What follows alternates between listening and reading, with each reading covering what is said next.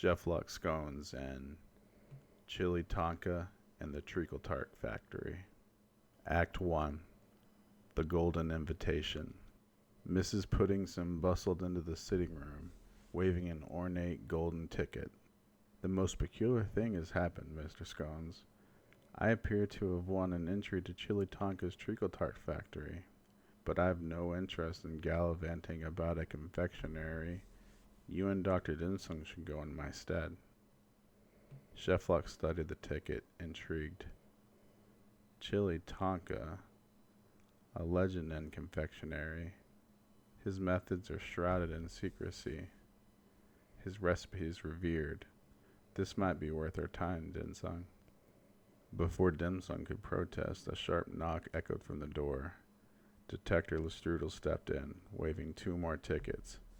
Scones, I stumbled upon these golden tickets. Well, one is mine, naturally, but my second I have been persuaded to surrender to no other than Iceland Batter. Iceland stepped forward, her usual composed expression tinged with amusement. We should all take this opportunity to uncover the mystery behind Tonka's success. That is, unless you're afraid I'll outmatch you, Chef Luck. A flicker of something unreadable passed over Chef Luck's face, but he smirked. Afraid? Hardly. I welcome the challenge. Act 2. The Enigmatic Factory. The Treacle Tart Factory loomed ahead, its towering sugar glass gates reflecting the golden glow of the setting sun. As the 4 stepped inside, they were greeted by Chili Tonka himself, a man whose flamboyant attire and enigmatic smile carried an air of mischief. Welcome, my dear guest. You hold the golden key to my world. But be warned, this is no ordinary tour. It is a journey of discovery, one that will test more than just your taste buds. The other golden ticket winners, a mix of eager gourmands and skeptical critics, murmured among themselves. Then the doors swung open, revealing the wonderland of treacle rivers, sugar forest, and floating pastries. As they ventured deeper, they encountered strudel noodles, small, nimble workers dressed in pastry-like uniforms, busily kneading dough, stirring caramel, and flipping delicate pastries through the air. As they worked, they sang in unison. Strudel, noodle, doopity-doo.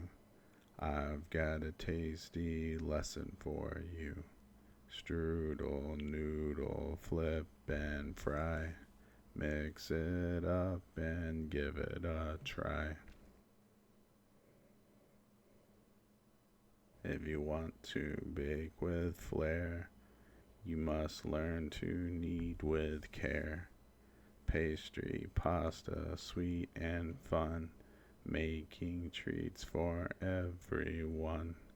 Strudel, noodle, twist and roll.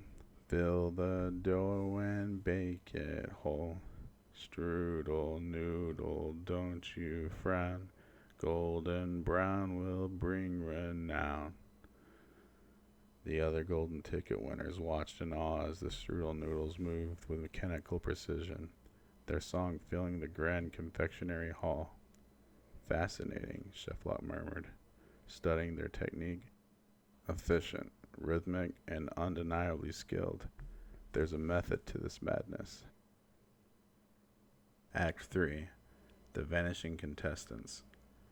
As the tour progressed, one by one, ticket holders mysteriously disappeared. A woman sampling the treacle fountain was suddenly nowhere to be found. A man examining the caramel lattice walkway left only his footprints behind. Curious, Chef Lot murmured, running a gloved finger over the edge of an abandoned tasting spoon. This isn't a simple confectionery escapade. Something deliberate is at play. Iceline, walking beside him, smirked.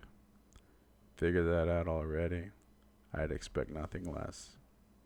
Their eyes met, an unspoken challenge between rivals who understood each other better than most. Meanwhile, Lestrudel fumbled with his notebook, attempting to document the disappearances while simultaneously stuffing his pockets with marshmallow truffles. Dim Sum sighed. Lestrudel, if you'd stop eating the evidence, you might be of some use.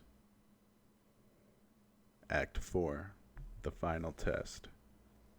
Only Cheflock, Dim Sum, Lestrudel, and Iceline remained. The factory had led them through chambers of confectionery delights and elaborate culinary puzzles, yet each room had claimed another guest. Chili Tonka clapped his hands. Ah, my finest guest, you have demonstrated intellect, perception, and an appreciation for the art of sweets, but only one of you may inherit my factory. The room fell silent. Then all eyes turned to Cheflock Scones. You have the sharpest palate, the keenest mind. You are my chosen heir, Tonka declared. But Cheflock, overcomposed, shook his head. I belong to the mysteries of the world, not to the walls of a factory, no matter how grand. My place is elsewhere. Tonka nodded, unfazed. Then the honor falls to the next most qualified candidate. Iceland Batter, would you accept this mantle? A rare flicker of uncertainty crossed Iceland's face. She glanced at Cheflock, as if expecting him to say something. When he remained silent, she lifted her chin. I accept. Act 5.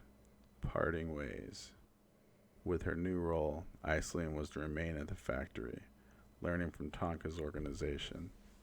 The factory gates loomed behind them, and for the first time in their rivalry, neither she nor Cheflock had a parting quip ready.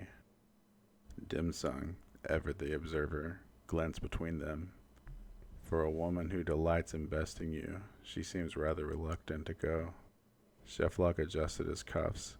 She will be a formidable confectioner. The world will remember her name. As the gates closed behind Iceland, she turned once, just for a moment, before disappearing into the golden glow of the factory. And with that, Cheflock Scones walked away, his mind already moving to the next great mystery.